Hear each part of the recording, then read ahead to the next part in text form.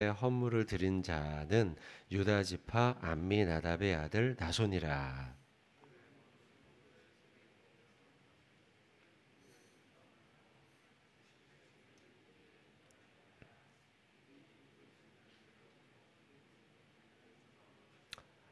또 13개의 무게의 금그릇 하나라. 그것에는 향을 채웠고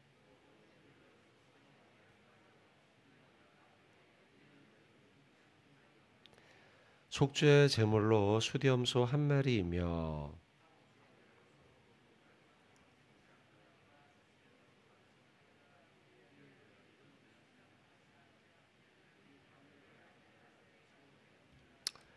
둘째 날에는 이사갈의 지휘관 수알의 아들 느다넬이 헌물을 드렸으니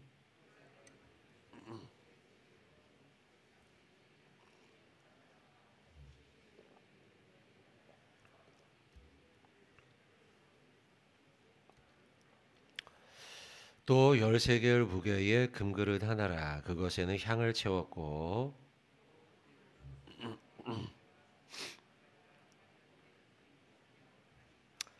속죄 제물로 수렴소 한 마리이며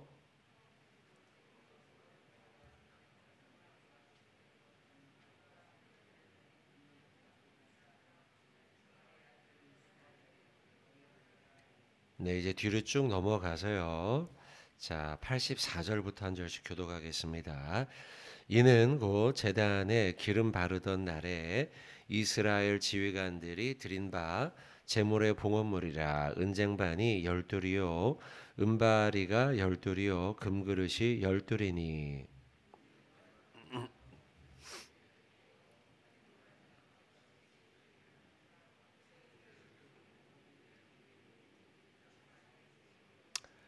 또 향을 채운 금그릇이 12이니 성소의 세겔로 각각 13겔 무게라. 그 그릇의 금이 모두 120세겔이요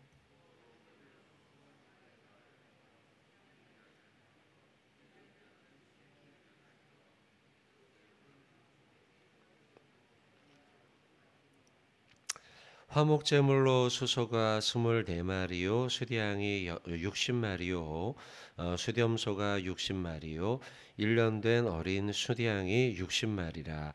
이는 제단에 기름 바른 후에 드린 바 제단의 봉헌물이었더라. 모세가 회막에 들어가서 여호와께 말하려 할 때에 증거계 위 속죄소 위에 두 그룹 사이에서 자기에게 말씀하시는 목소리를 들었으니 여호와께서 그에게 말씀하심이었더라. 아멘.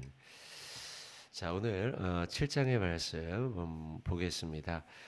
일단 7장 오늘 본문의 말씀은 일단 놀랍니다. 상당히 본문이 길다는 사실에 한 가지 놀래고요.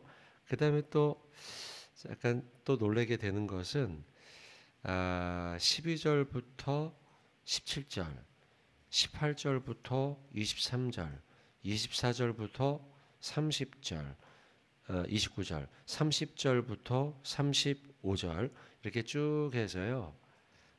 약간 좀 여러분 눈치를 좀 채십니까? 이게 다 읽었으면 아마 눈치를 채셨을 텐데 워낙 길기 때문에 다 읽지를 않았죠 우리가요.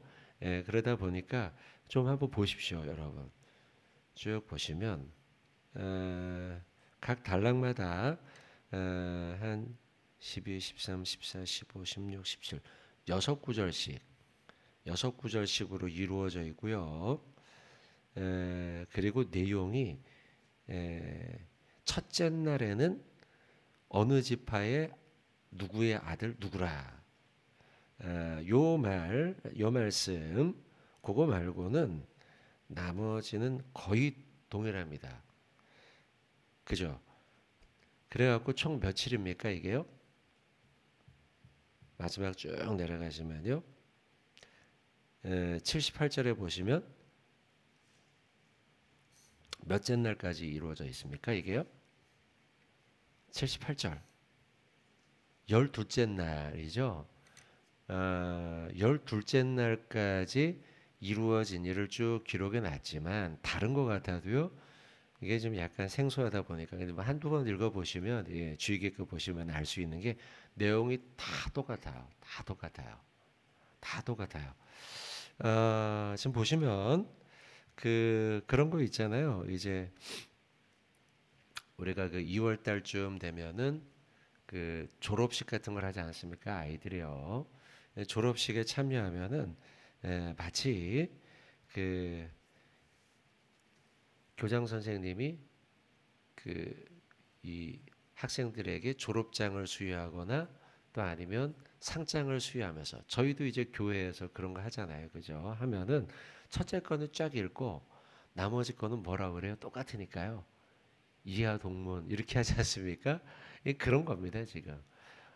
다만 첫째 날에는 뭐 예를 들면 유다 지파의 암미나답의 아들 나손, 뭐 둘째 날에는 이사갈의 지휘관 수알의 아들 느다나엘, 뭐 그리고 이하동문.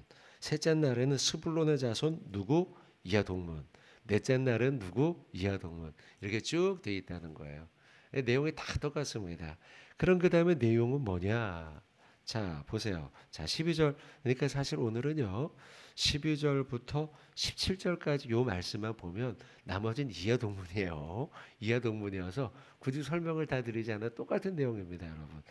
그래서 내용이 뭐냐 이거죠. 내용은 자 12절부터 17절까지 볼 텐데요. 일단 12절부터 17절까지 보기에 앞서 10절 말씀을 좀 보시면 자 문맥을 봐야 되니까요. 10절에 어제 보셨겠지만 제단에 기름을 바르던 날에 지휘관들이 제단의 봉헌을 위하여 헌물을 했다는 거예요. 제단에 기름을 바르던 봉헌식의 날입니다. 여러분, 봉헌식은 이제 우리가 뭐 봉헌식, 낙성식 이런 말씀들을 이제 신앙생활하면서 듣지 않습니까? 그죠?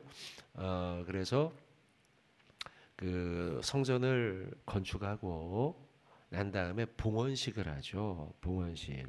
오늘이 지금 제단을 다 만들고 난 다음에 제단의 봉헌식을 해요. 봉헌식의 이름의 뜻은 뭐냐? 이 헌물을 주님 앞에 드리는 거예요. 우리 게 아니라는 거죠. 하나님께 드리는 거죠.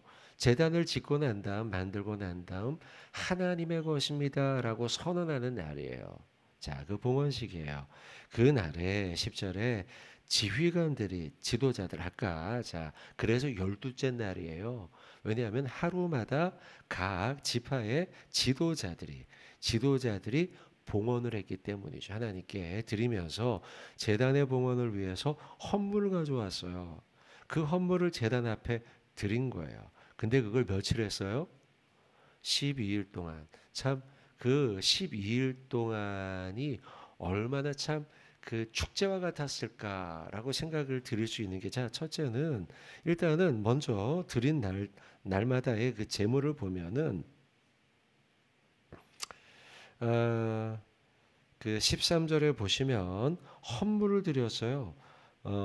그리고 또 15절에 보시면 번제물을 드렸어요. 번제물을 드리고 16절에 보시면 속죄제물을 드렸어요. 우리의 죄를 속해달라. 봉헌하면서 우리의 죄를 다시 한번 하나님에 회개하는 거죠.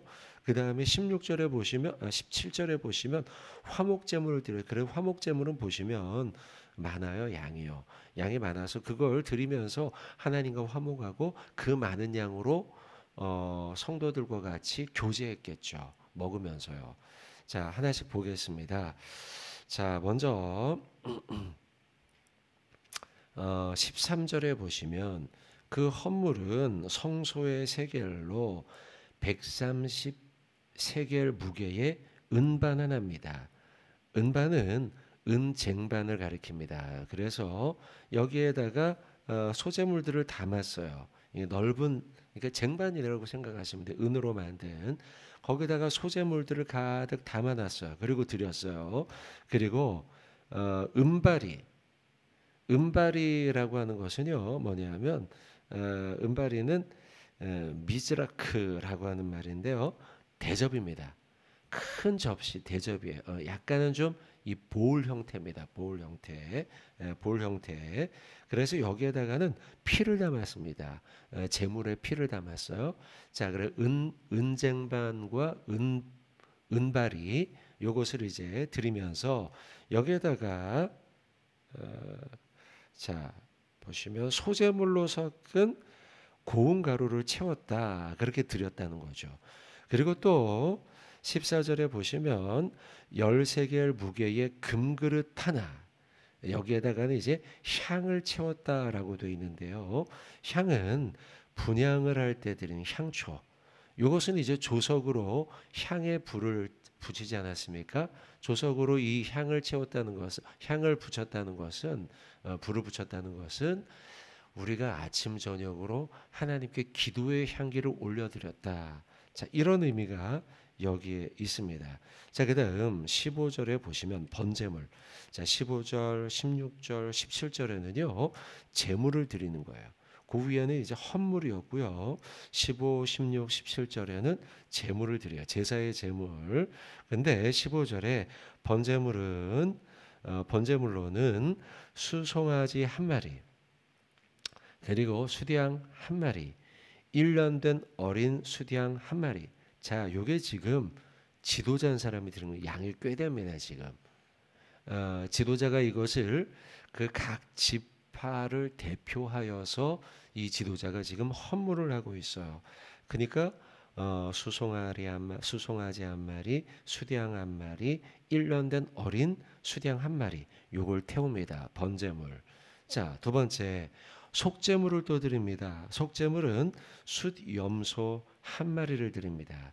그리고 화목제물은 위에는 번제물과 속제물은 각각 한 마리씩만 드렸는데요. 이제 17절에 보시면 화목제물은 양이 많죠.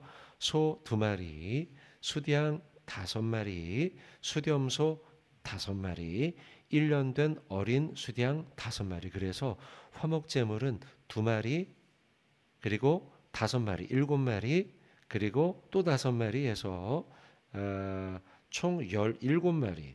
거기다가 위에 것까지 합치면요. 한 마리, 18마리, 그리고 19, 20, 21마리. 굉장히 많은 양의 제물을 지금 드리고 있습니다. 자, 그렇게 해서 자, 번제물, 속죄제물, 화목제물 이렇게 제물을 드리고 그 위에 헌물 뭐 은발이, 은반, 그다음에 은그릇 이런 것들을 금그릇 이런 것들을 총 다하여서 날마다 총 12날 동안 제물을 드렸다는 거예요. 자, 이렇게 이제 12절부터 17절까지가 한 세트고요. 하루. 그러고 난 다음에 18절부터 23절까지가 또 한 세트고요. 그다음에 또 몇 절입니까? 24절부터 29절, 30절부터 35절 쭉 넘겨가 보세요. 36절부터 41절, 42절부터 47절, 48절부터 53절, 54절부터 59절 제가 계속 할 겁니다. 이렇게요. 60절부터 65절, 66절부터 71절, 72절부터 77절, 78절부터 83절까지 굉장히 지루하리만큼 계속 기록을 해놨습니다. 이하 동문 이와 같은 것이죠. 한 지파도 빼놓지 않고 빠짐없이 기록하고 있어요. 지금 이거 또 썼네, 또 썼네, 또 썼네 할 만큼 사실 여러분 성경은 이 대부분의 성경은 굉장히 축약을 해놓습니다. 성경은 역사를 압축해 놓지 않았습니까, 여러분? 그래서 대부분의 내용들은 축약을 해요. 행간이 있단 말이에요. 행간. 요 내용과 요 내용 사이에 상당히 긴 시간이 축약이 되어 있고 상당히 긴 내용들이 있기 때문에 실제로는 대부분의 성경은 대부분 많은 것을 빼놓았어요. 그렇잖아요. 건너뛸 수밖에 없어요. 성경은 몇 천 년의 역사를 기록해 놓은 책이기 때문에 대부분의 성경책은 다 이걸 중간중간 생략한단 말이에요. 근데 자, 오늘 본문은 보세요. 제가 몇 절부터 몇 절부터 계속 읽으면서 일일이 다 하나씩 다 짚고 넘어왔는데, 근데 여러분 똑같은 내용을 지루하리만큼 12날의 내용을 반복해서 지금 기록해 놨어요. 왜 그랬을까요? 저는 오늘 본문을 보면서 사실 마음 같아서는 12절부터 80몇 절까지 다 읽고 싶긴 했는데 새벽이니까 그럴 수는 없어. 건너뛰긴 했지만, 그렇지만 여러분 이 말씀을 보며 이런 생각이 든, 왜 이걸 빠짐없이 똑같은 것을 다 기록해 놨을까? 저는 이렇게 답을 내렸습니다. 한 지파도 빠짐없이 참여했음을 강조하기 위한 거라는 거죠. 왜 이걸 똑같은 내용을 이하동문 하지 않고 한 지파도 빠짐없이 기록했을까? 그것은 모든 지파가 한 지파도 빠짐이 없이 참여했다는 것을 강조하기 위함이다. 그럼 그것을 통해 우리가 깨달아야 될 것은 무엇이냐? 교회의 모습이 이와 같아야 한다라는 거예요. 교회의 모습. 지금 12지파는 교회의 원형 아니겠습니까? 교회의 모습은 어떠해야 하는가? 모든 지파가 한 지파도 빠짐없이 우리 모두가 같이 교회를 이루어 가야 한다라는 거예요. 여러분 어떤 교회를 보면 여러분들 이런 교회들도 있어요. 한 명, 두 명의 사람들이 모든 교회 봉사와 한 명, 두 명의 사람들이 모든 교회 헌금을 의존하는 교회. 이런 교회 제가 본 적이 있어요. 어떤 교회는요. 어떤 집사님이 아니면 어떤 장로님이 교회를 세우셨어요. 헌금도 이분이 다 하셨어요. 교회 건축도 이분이 다 하셨어요. 그래가지고 이 교회를 세웠는데요. 제가 진짜로 직접 아는 교회입니다. 저 부천에 있는 교회인데 제 친구가 있던 교회인데요. 그 친구가 이제 그 1대 목사는 아니고요. 3대 목사예요. 그 교회요. 개척한 지 얼마 안 됐는데 맨 처음 교회를 개척할 때 어느 한 장로님이 그 당시엔 집사님이셨어요. 그 집사님이 그 교회를 건축했어요. 교회를 세웠어요. 세웠는데 이분이 사업을 하셔가지고 그래서 사업을 하면서 마음에 감동을 받은 거예요. 감동을 받아서 하나님 앞에 약속을 했어요. 약속을 해서 하나님이 저희에게 물질의 복을 주셨는데 제가 교회를 세우겠습니다. 해가지고 교회를 이제 상가를 하나 사가지고 크게 하나 사가지고 그래가지고는 교회 뭐 예배당도 만들고 해서요. 기도하는 중에 어느 목사님을 만나게 되어서 그 목사님을 목사님으로 모시고서 이 교회가 세워진 거예요. 처음에는 교회가 잘 이렇게 세워져 갔는데요. 시간이 지나다 보니까 교인들이 헷갈려요. 뭐가 헷갈리냐면 담임 목사님도 있고 또 헌금을 많이 하고 모든 걸 다 헌신하는 또 장로님이 계시고 그러니까 교인들이 헷갈리는 거예요. 어느 분이 목사님이신가가 헷갈리는 거예요, 지금. 시간이 또 더군다나 이 장로님이 이제 교회를 세우실 적에 본인의 회사 근처에다 세웠거든요. 그러다 보니까 전도도 본인이 열심히 했어요. 열심히 전도해가지고 직원들을 다 전도해 온 거예요. 그러다 보니까 교회 교인의 절반 이상이 그 회사의 직원이었어요. 그러다 보니까 이분들이 교회에 오면 사장님이 목사님인 것 같기도 하고 약간 헷갈리게 되는 거죠, 이게요. 그러다 보니까 교회가 방향이 조금 이상하게 되는 거죠. 이분이 깨달았어요. 한 1년쯤 지나서 2년쯤 지나서요. 그래서 기도하는 중에 교회가 복잡해지다가 보니까 본인이 목사님께 말씀을 드렸어요. 목사님께 말씀을 드리고 목사님 아무래도 교회가 이건 이상하게 되는 것 같습니다. 저는 이 교회에 헌물도 하고 헌금도 하고 하겠지만 11조도 하겠지만 그렇지만 저는 이제 교회 출석을 매주 하지 않고 1년에 한두 번만 하겠습니다. 이렇게 하고서 교회가 다시 원래대로 돌아가게 된 일이 있었어요. 제가 그걸 보면서 곁에서 보면서 그 친구 이야기를 들으면서 교회는 한 명, 두 명이 이 교회를 이끌어 가서는 안 되겠구나. 모든 사람이 헌신하고 모든 사람이 오늘 말씀처럼 헌물하고 모든 사람이 하나님을 위해서 교회를 위해서 봉사하고 한 마음 하듯 한 사람도 빠짐없이 교회를 위해서 같은 마음으로 동일하게 섬겨야겠구나 라는 생각을 제가 가진 적이 있다는 거예요. 글쎄요, 오늘 제가 드린 이 예화가, 이 일이 오늘 본문의 말씀에 딱 맞는지 모르겠지만 여러분, 맞습니다, 여러분. 교회는 오늘 본문의 말씀처럼 첫째 날부터 12째 날까지 모든 교우들이 동일하게 동참해야 된다는 거죠. 한 사람 두 사람이 너무 하는 게 아니라 모든 사람이 동일한 마음으로, 똑같은 마음으로, 이게 바로 교회의 모습이라는 거예요. 교회는요, 예수 그리스도를 머리로 하고 우리 모두는 각 지체가 되는 거예요. 어떤 사람은 팔이 되고, 어떤 사람은 다리가 되고, 어떤 사람은 눈이 되고, 어떤 사람은 귀가 되고, 입이 되고, 그렇게 작은 봉사와 헌신이 모여져서 예수 그리스도를 머리로 해서 하나를 이루어가는 것이 바로 교회다. 맞습니까, 여러분? 우리 교회가 그래야 될 줄로 믿습니다. 우리 정용교회도 그래야 될 줄로 믿어요. 우리는 예수님을 머리로 해서 첫째 날은 누가? 김 집사님이, 둘째 날은 박 집사님이, 셋째 날은 최 집사님이, 우리 모두가 하루를 책임지면서 12날을 책임지는 거죠. 그렇게 해서 하나님 앞에 영광을 올려드리는 한몸된 교회를 이루어가야 될 줄로 믿습니다. 자, 여러분들, 우리가 그렇게 2023년도 이 365일을 채우자고요. 네? 우리가 그렇게 하루하루를 책임져서 한 사람 한 사람씩 책임져서, 그래서 하나님께 영광 올려드리는 우리 정용교회 같이 만들어 가시길, 또 여러분들 우리 모든 성도님 되시길, 자, 오늘 말씀이 그렇게 말씀하고 있습니다. 그렇게 복된 하루가 되기를 주님의 이름으로 축원을 드립니다. 함께 기도하겠습니다.